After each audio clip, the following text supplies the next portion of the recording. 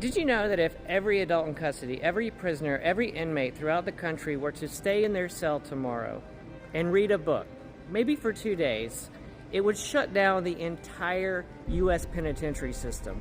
It would trigger a response from the National Guard and perhaps the U.S. military if inmates just hung out in their cell for a day, 24 to 48 hours. It's because if the prisoners don't show up for work, the prisons will not be able to operate.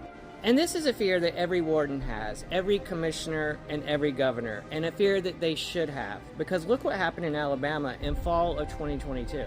In fact, TikTok already is in the penitentiary system.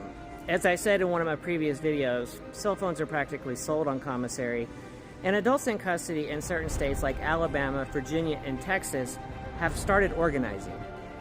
The adults in custody that are trying to lead these movements simply need to convince their peers to stay in their cell for a day, to not show up for work. When that happens, it'll be a media circus.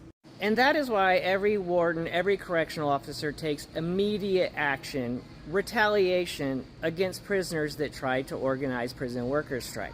When it happened in October of 2022, it shut down the Alabama prison system. The inmate population was not being fed, and the correctional officers were too scared to show up for work. Now, this is where I need your help to do what TikTok does: make something known. So I do want to speak to retaliation and raise awareness to Kevin Rashid Johnson, who leads the inmate population in the state of Virginia. He has been on a 77-day hunger strike after being forced to lap water out of a dirty toilet like a dog.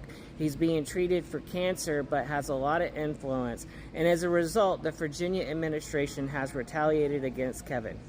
So yeah, because of his influence, they've disappeared him from the system, sent him out of state, and my understanding is he's being fed through a needle and they're worried about organ failure.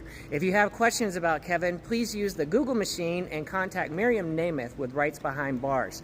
In the meantime, ask yourself, are you going to support the inmates that are advocating for themselves behind prison walls? God bless you.